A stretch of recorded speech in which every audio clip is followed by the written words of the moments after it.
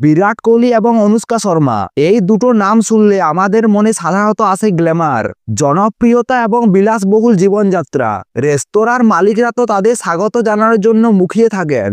কিন্তু যদি বলি এই দুজন তারকাকে একটি রেস্তোরাঁ থেকে বের করে দেওয়া হলো, অবিশ্বাস্য লাগছে তাই না? কিন্তু এটাই সত্যি। কিছুদিন আগে এই ঘটনার কথা জানিয়েছেন ভারতীয় ক্রিকেট দলের তারকা জেমাইয়া রদ্রিগেজ। ঘটনাটি ঘটেছিল নিউজিল্যান্ডে।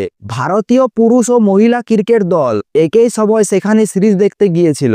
দুই দল ছিল একই হোটেলে। সেই সময় ভারতের দুই তরুণী ক্রিকেটার জেমাইয়া রদ্রিগেজ এবং স্মৃতি মান্দানা সুযোগ পেয়েছিল বিরাট কোহলির সঙ্গে দেখা করার। হোটেলে বসেই শুরু হয় তাদের আড্ডা।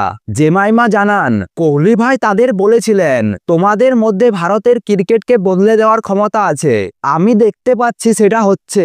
তিনি জেমাইমা ও স্মৃতি মান্দানার ব্যাটিং এর অনেক প্রশংসা করেন। আড্ডা তখন জমে উঠেছে। তখনই তাদের সঙ্গে যোগ দেন অনুষ্কা শর্মা।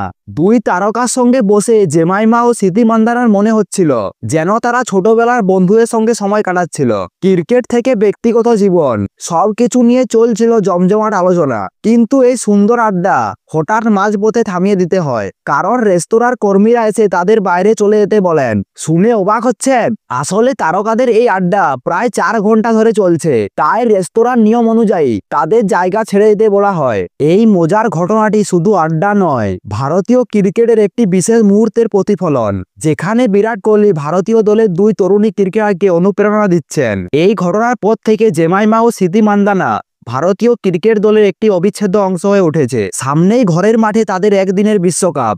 এই বিশ্বকাপে দেশবাসীকে ট্রফি এনে দেওয়ার জন্য তারা মুখিয়ে আছেন। বিরাট কোহলি এখন ক্রিকেটের বাইরে টি-20 এবং টেস্ট ক্রিকেট থেকে অবসর নিয়েছেন। এখন তিনি শুধু ওডিআই ম্যাচ খেলবেন। বর্তমানে পরিবার নিয়ে লন্ডনে ছুটি কাটাচ্ছেন। তবে জানা গেছে ছুটির মধ্যেই তিনি অস্ট্রেলিয়ার বিরুদ্ধে একদিনের ম্যাচের জন্য প্রস্তুতি শুরু করে দিয়েছেন।